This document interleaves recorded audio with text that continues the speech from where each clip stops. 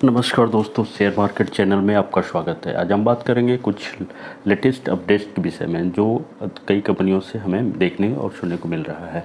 तो आइए पहले हम बात करते हैं फाइन ऑर्गेनिक इंडस्ट्री लिमिटेड की। तो आइए इसके विषय में कुछ अपडेट लेते हैं। तो एक दिन में आज के डेट में आप देख सकते हैं, आज के डेट में 3.48 का इसमें ग्रोथ दिखाई दे रहा है और हरे निशान में काफ़ी दिनों के बाद एक कंपनी दिखाई दे रही है। अगर हम यही बात करते हैं 5 दिनों का 5 डे की बात कर लेते हैं, तो 5 डे में आप देख सकते हैं कि कंपनी 4.44%, तो कोई ज़्यादा गिरावट तो नहीं दिख रहा है। 5 दिनों के अंदर इस हफ्ते में जो गिरावट है 4% का है, तो कोई ज़्यादा गिरावट नहीं है। लेकिन यही अगर हम बात कर लेते हैं 6 मंथ का, तो आप देख सकते हैं 6 मंथ में कितनी गिरावट है। 6 मंथ में आप देख सकते हैं 90% की गिरावट है।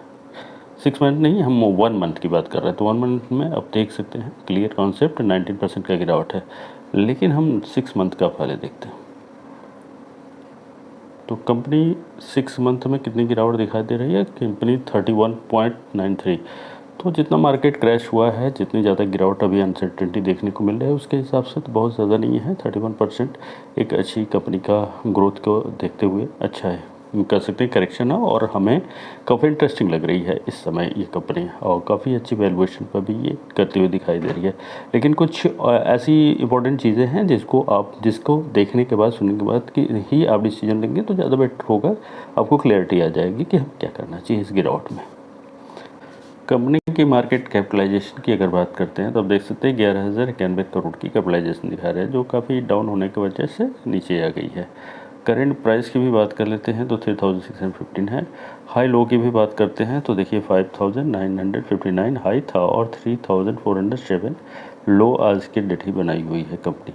पी रेशियो की भी बात कर लेते हैं हम लोग, तो पी रेशियो आप देख सकते हैं कि कंपनी का दिखाई दे रहा है कितना, 27.3, तो बहुत हाई तो नहीं दिख रहा है। बुक वैल्यू भी आप चेक कर सकते हैं। इसके साथ साथ डिविडेंड और ROC ROE, तो ROC ROE की भी हम बात कर लेते हैं। तो अब ROC को देख सकते हैं कि ROC 29% का है, ROE 21% का, तो नो डाउट ये काफ़ी अच्छी कंपनी है। कंपनी का फेसबुक भी आप चेक कर सकते हैं, फेस वैल्यू 5% की है, 5 रुपीज़ की है, तो इसके ग्रोथ में तो कोई डाउट नहीं। एक चीज़ और आप देख सकते हैं, डेप्ट रेशियो, कंपनी का डेप्ट रेशियो भी आप देखते हैं 0 है। इसकी PE रेशियो, इंडस्ट्री PE की भी बात कर लेते हैं तो PE 27.7 की है, तो एग्जैक्ट पॉइंट पे चल रही है दोनों का PE, कंपनी का PE और इंडस्ट्री का PE भी 27.7 के ही आसपास चल रहा है, तो फ्लैट है परफॉर्मेंस। इसके अलावा हम देख सकते हैं कि PB और PE रेशियो, तो PE रेशियो की बात कर लेते हैं, तो आप एकदम क्लियर कॉन्सेप्ट देख सकते हैं कि PB मल्टीप्लाई पे PB 148 है, एंड 2 वीक से डाउन कितना दिखा रहा है, 39.3% का डाउन फॉल दिखा रहा है। इसके अलावा आप देख सकते हैं PEG रेशियो 1.70 है, तो ये थोड़ा ज़्यादा लग रहा है, तो ये थोड़ा हमारे लिए वैल्यूएशन को कंसिडर करने की बात आती है कि ये कंसिडरेबल नहीं है, थोड़ा सा हमें वेट करना चाहिए इसको डाउन होने के लिए।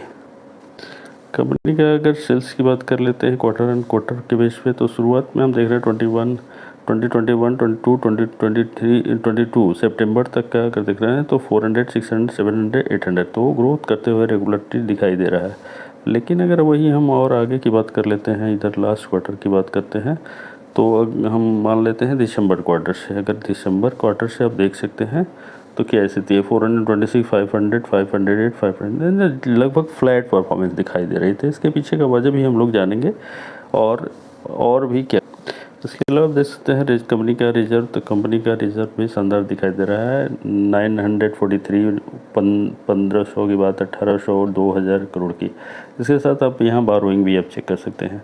बारोइंग की बात कर लेते हैं तो देख लीजिए, बारोइंग है आपका 59 करोड़, फिर है आपका कितना 29, और अभी तो देख रहे हैं कि 0 के नियर अबाउट है, यानी कि 4 करोड़ से नियर अबाउट है। और लॉन्ग टर्म शॉर्ट टर्म देखेंगे तो शायद और भी कम ही होगा।